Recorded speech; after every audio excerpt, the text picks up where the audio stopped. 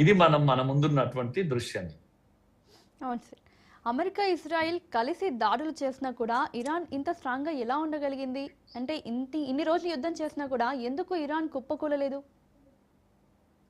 ఇరాన్కు ఉన్నటువంటి బలమమ్మ దాని టెరేనే దాని బలం. అంటే ఎట్లయితే టెరెయిన్ అంటే వాటి యొక్క కొండలు, కోనలు, లోయలు ఎక్కడ కూడా ప్లెయిన్ గా ఉండదు ఇరాన్. మన ఆఫ్ఘనిస్తాన్ లో కూడా ఆ పరిస్థితి ఉంటుంది. కనుక ఈ ఆఫ్ఘనిస్తాన్ ఈ కొండలు కోనలే ఇరాన్ వరకు కొనసాగుతాయి. అందుకే 20 ఏళ్ళైనా అమెరికా ఆఫ్ఘనిస్తాన్ ఏం చేయగలిగింది? ఏం చేయలేక వదిలేసి వెళ్ళిపోయింది. అంటే ఈ టెరెయిన్ లో, ఆ వాతావరణంలో, ఆ కొండల్లో, కోణంలో ఈ అమెరికా సైన్యం నిలబడలేదు. ఇక్కడ కూడా అందుకే అమెరికా ఎక్కడ సాహసం చేయలేదు ఇరాన్ లోపలికి ప్రవేశించడానికి. బయట నుంచే దాడులు చేసింది తప్పితే తాను ఎంటర్ కాలేదు అక్కడికి. ఇప్పటికి కూడా ఎంటర్ కావడం చాలా కష్టం అక్కడ. ఆఫ్ఘనిస్తాన్ లో జరిగిన అవమానమే అక్కడ కూడా జరుగుతుంది. ఆ భయంతోనే బహుశా అక్కడ ఎంటర్ కాలేదు. అదే దాని బలము. రెండవది మిసైల్స్, తరిగిపోలేనన్ని మిసైల్స్ ఉన్నాయి ఇరాన్ దగ్గర. దాంతో అది కాస్తో దాడులు అవి చేస్తుంది. డ్రోన్ దాడులు కూడా చక్కగా చేయగలిగింది. పైనుంచి ఇంటర్నల్ గా రష్యా అండ్ చైనా గట్టి మద్దతు ఉంది. ఆర్మ్స్ సప్లై జరుగుతూనే ఉంది ఇప్పటికి కూడా. కనుక ఆర్థికంగా కాస్త చిన్నాభిన్నమైనా కూడా ఐఆర్జీసీ ఏదైతే ఆర్మీ తనకుందో, ఈ ఆర్మీ తనకు బలం. అయతుల్లా ఇచ్చినటువంటి, ఖమైనీ ఇచ్చినటువంటి మొదటి వరం ఏంటి అంటే ఐఆర్జీసీ. కనుక ఈ సైన్యం ఉన్నంత కాలం వాళ్ళకు ఆ ధైర్యం ఉంటుంది. అలాగే మిసైల్స్ వాళ్ళ ధైర్యం. సో ఇవి దానికి ఉన్నటువంటి ఇది. అన్నిటికన్నా వాళ్ళ కల్చరే వాళ్ళకు సాహసం, వాళ్ళ సంస్కృతి. ఇది చాలా పురాతనమైనటువంటి కల్చర్ వాళ్ళది. అది వాళ్ళని నడిపింది. ఎందుకంటే ఆత్మాభిమానమే వాళ్ళకు చాలా ముఖ్యం. అందుకే భయపడరు ఎప్పుడు కూడా. ఆత్మాభిమానం కోసం ప్రాణమిచ్చే సైన్యం అక్కడ ఉంది. కనుక ఇంత పెద్ద అమెరికా తోటి, సూపర్ పవర్ అనే అంటాం, ఇజ్రాయిల్ మా చిన్న దేశం కాదు, సైనిక శక్తి కలిగినటువంటి ఇజ్రాయిల్, తర్వాత సూపర్ పవర్ అనే అమెరికా, ఇద్దరు కలిసి చేస్తున్నటువంటి యుద్ధం ఇది. అయినా ఇరాన్ నిలబడ్డది. ఇరాన్ చాలా తెలివిగా యుద్ధం చేసింది. చాలా దూరం ఉన్న అమెరికా పైన ఇరాన్ యుద్ధం చేయలేదు. ఎందుకంటే అంత గొప్ప మిసైల్స్ దాని దగ్గర లేవు. అందుకే చేసిన పని ఏంటి అంటే అక్కడ గల్ఫ్ దేశాల్లో ఉన్నటువంటి అమెరికా స్థావరాల పైన విపరీతమైన దాడులు చేసింది. అందుకే సౌదీ అరేబియా ఇవన్నీ కంట్రీస్ అన్ని కూడా వణికిపోయాయి ఒక దెబ్బకు. ఇవన్నీ కూడా అలా భయపెట్టగలిగింది ఒక దశలో ఇరాన్. సో అదే దాని బలం అని నేను అనుకుంటున్నాను. అయతుల్లా ఖమైనీ ఇచ్చినటువంటి ధైర్యం, ఆయన పోయినా కూడా ఆయన యొక్క ఆర్మీ అది ఇంకా సాహసంతో ఫైట్ చేస్తా ఉంది. నేను ఆ విధంగా చూస్తున్నాను అమ్మాయి. Yes sir. So America Iran యుద్ధం ప్రపంచ చమురు మార్కెట్లని ఎంతవరకు కుదిపేసింది ఇప్పటి వరకు జరిగిన యుద్ధంలో? ఇప్పుడు మనందరికీ తెలిసిన విషయం, హర్ముజ్ జలసంధి అనేది ప్రపంచానికి ఒక 20-25% చమురు అక్కడి నుంచి రావాల్సిందే.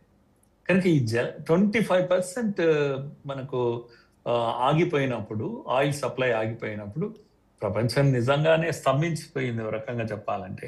అసలు మనకు తెలియలేదు కానీ మనం చక్కగా మేనేజ్ చేసుకున్నాం. కానీ ప్రపంచం అంతా కూడా, ఇంక్లూడింగ్ అమెరికా కూడా ఆయిల్ ధరలు పెరిగిపోయినాయి. పెట్రోల్ అమెరికాలో పెరిగిపోయింది. 50% పెరిగింది, 40% పెరిగింది. అనేక దేశాల్లో 50కి తక్కువ కాకుండా చమురు ధరలు పెరిగిపోయినాయి.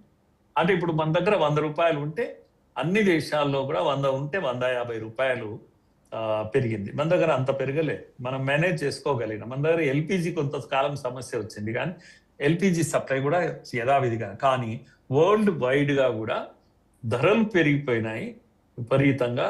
దాంతో సప్లైస్ ఆగిపోయినాయి, సప్లై చైన్స్ ఆగిపోయినాయి, అనేక వస్తువుల రవాణా ఆగిపోయింది, ఎందుకంటే షిప్లు ఆగిపోయినాయి. సో ఆ విధంగా ఓ రకంగా చెప్పాలంటే ఆర్థిక స్తంభన ఏర్పడింది. ఇప్పటికే మొన్నటి శాంతి చర్చల కారణంగా కొంత ఈజ్ అయింది. మళ్ళా నిన్నటి నుంచి యథావిధిగా మన మార్కెట్ నిన్నటికి నిన్న ఒక్క రోజులోనే 1700 పాయింట్స్ పడిపోయింది. అంటే లక్షల కోట్ల రూపాయలు ఆవిరైపోయినాయి భారత్లోనే. మిగతా దేశాల్లో ఇంకెంత ప్రభావం ఉంది అనేది మనం ఊహించలేదు. కనుక ఇది సాధారణమైన యుద్ధం ఏం కాదు. ఇది కేవలము ఇరాన్ అమెరికా యుద్ధం మాత్రమే అనుకుంటే చాలా పొరపాటు. మేజర్గా ఇజ్రాయిల్ను పక్కకు పెట్టి శాంతి చర్చలు చేయడం అనేది ఆ రోజే కీడు శంకించింది. నేను అప్పుడు కూడా ఒక డిబేట్లో నేను చెప్పాను, ఇది ఇన్కంప్లీట్, ఇది కంప్లీట్ కానే కాదు. ఎందుకంటే ఇజ్రాయిల్ అక్కడ లెబనాన్ పైన వీటిపైన దాడులు చేస్తానే ఉంది. హిజ్బుల్లాను కంప్లీట్ గా ఫినిష్ చేయండి ఇజ్రాయిల్ ఆగదు. ట్రంప్ అడిగితే కూడా నో అని చెప్పేశాడు నెతన్యాహు ట్రంప్ మధ్యన విభేదాలు వచ్చాయి. గట్టిగా పబ్లిక్ గానే మీడియా ద్వారా మాట్లాడుకున్నారు వాళ్ళిద్దరు. కనుక యుద్ధం చేసింది ఎవరు? అమెరికా చేసింది. కానీ ఎవరి కోసం చేసింది? ఇజ్రాయెల్ కోసం చేసింది. కనుక ఇజ్రాయెల్ అమెరికాతో కలిసి ఖమైనీని మొదటి దెబ్బకే ఫిబ్రవరి 28 రోజు ఖమైనీ హత్యతో ఈ యుద్ధం ప్రారంభమైంది. ఖమైనీతో పాటు ఇంకొక 60 మంది సైనికాధికారులను చంపేసి అలా యుద్ధం ప్రారంభమైంది. కానీ అమెరికా చేసిన యుద్ధము ఇజ్రాయెల్ కోసం ప్రారంభించింది. కానీ ఇజ్రాయెల్ని యుద్ధం ఆపమంటే ఇజ్రాయెల్ ఆపలేదు. ఎందుకంటే ఇజ్రాయెల్ యొక్క చావు బతుకుల సమస్య.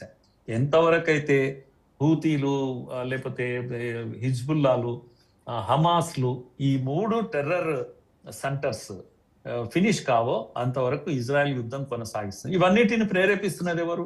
ఇరాన్. కనుక ఇరాన్ చేయాల్సిన మొదటి పని ఏంటంటే ఈ టెర్రర్ స్థావరాలను క్లోజ్ చేయాలి.